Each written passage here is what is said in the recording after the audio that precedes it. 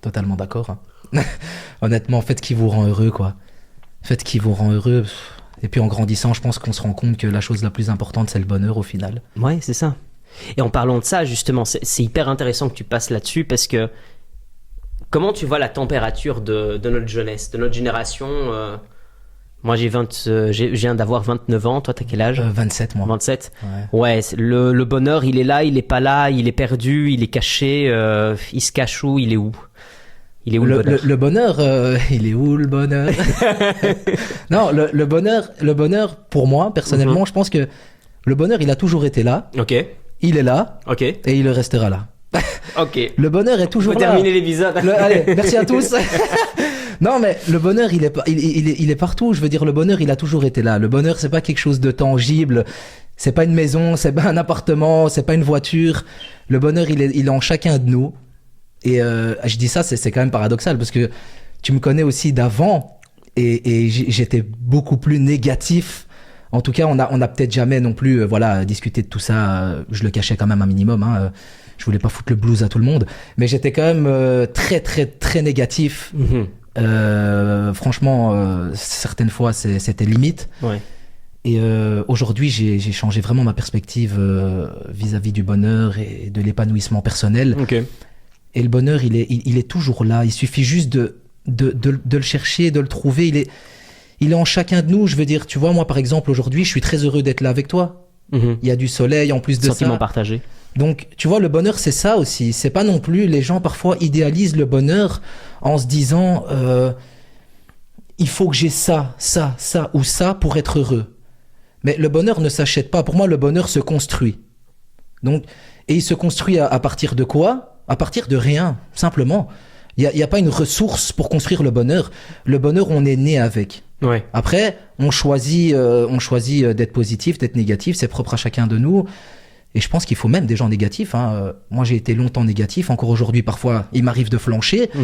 Mais il faut aussi des gens négatifs. Ouais. S'il n'y a pas de négativité, il n'y a pas de bonheur non plus. Je veux dire, l'un ne va pas sans l'autre.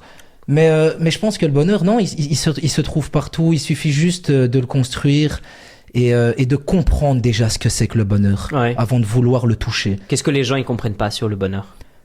Moi, je pense que les gens matérialisent beaucoup trop le bonheur. Ouais. Je pense que le bonheur est beaucoup matérialisé et je pense aussi que le bonheur est trop souvent mis dans le corps d'une autre personne. Je m'explique. Par exemple, j'ai des connaissances qui sont en couple, voilà, même mariés ou pas, peu importe, et leur bonheur, ils ont placé tout leur bonheur dans la personne avec qui ils partagent leur vie. C'est beau, je dis pas le contraire, c'est magnifique même. Mais est-ce que c'est vraiment la chose à faire? Et surtout, est-ce que c'est vraiment prudent? Et est-ce que c'est sain? Et c'est pas sain pour moi. Pour moi, ça ne l'est pas. Pour moi, ça ne l'est pas. On peut pas baser son bonheur sur une personne. C'est-à-dire que cette personne détient, entre guillemets, votre vie entre ses mains. C'est pas prudent de faire ça, parce que l'amour, voilà, c'est quelque chose d'incroyable. Hein. Moi, je suis un fan de l'amour. Je suis un fan de... Tu es un romantique. L'amour, j'adore ça. Le romantisme, je suis un très grand romantique, j'adore ça. Mais il faut quand même toujours garder une limite. Il faut avoir un équilibre. Comme on disait là tantôt, c'est ni bon ni mauvais. Ouais. Il faut un équilibre. Et placer tous ses œufs dans le même panier, généralement, c'est pas la chose à faire. Donc placer tout ton bonheur dans une seule personne, Et surtout ça peut marcher, mais... dans l'altérité, moi je dirais, tu vois. Bien sûr, ouais. Alors que, c'est... Ouais. Deux choses sur ce que tu viens de dire, parce que j'adore tout ce que tu viens de dire. Merci. Je sympathise à 2000% ce que tu dis. Le côté positif-négatif, je suis d'accord. On peut pas tout le temps être bien, donc forcément, on a besoin du négatif pour distinguer le bonheur du malheur, voire même de ton état normal. Je suis entièrement d'accord avec l'idée que le bonheur est avec toi. Peut-être que le bonheur est avec toi constamment, c'est juste que tu décides aussi par beaucoup de circonstances de ne pas le chercher quand il le faut. Et parfois, je pense qu'on aurait beaucoup moins d'ennuis si on trouverait le bonheur un peu plus vite dans nos vies aussi. Et si on n'était pas obsédé à trouver des problèmes là où en réalité il n'y en a pas. Parce que moi, voilà, c'est pas du tout pour laver le linge sale en public, c'est pas du tout ça. Mais je me suis retrouvé plus jeune dans des situations dans lesquelles je pense que si j'avais tout simplement pas cherché le négatif justement, eh ben ça m'aurait beaucoup plus servi, au fait. Je pense qu'il y avait quelque chose de l'ordre de l'arrogance de la jeunesse qui faisait que j'avais envie d'aller titiller le négatif, et le négatif m'a donné un bon coup de poing dans la tronche, quoi, tu vois.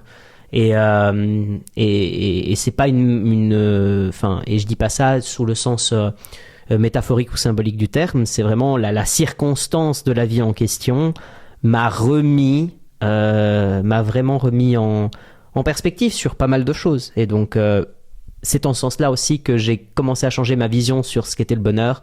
Et je te rejoins quand tu dis qu'on l'a en nous. Et que je rajouterai une dernière chose, c'est que je pense que c'est une mission de tous les jours, quoi. Bien sûr, ouais. Genre, tu vois, tu te réveilles le matin et tu fais ton petit café, tu fais ta petite routine matinale, appelle ça comme tu veux, voilà. Mais comment dire, tu fais ça et tu te dis dans ta tête, qu'est-ce que je veux faire aujourd'hui? Qu'est-ce qui aujourd'hui pourra me rendre heureux? Et si pas heureux, du moins accompli. Et c'est déjà très bien. C'est déjà très bien. Parce que si tu vas te coucher avec un sentiment d'accomplissement, beaucoup parlent de gratitude, mais voilà, enfin, ces mots sont un peu interchangeables, mais je préfère le mot accomplissement. Bah, t'es déjà bien, en fait. Ouais. T'es déjà bien. Et je pense qu'il y a quelque chose à travailler là-dessus aussi. Clairement. Je sais pas, qu'est-ce que toi t'en penses?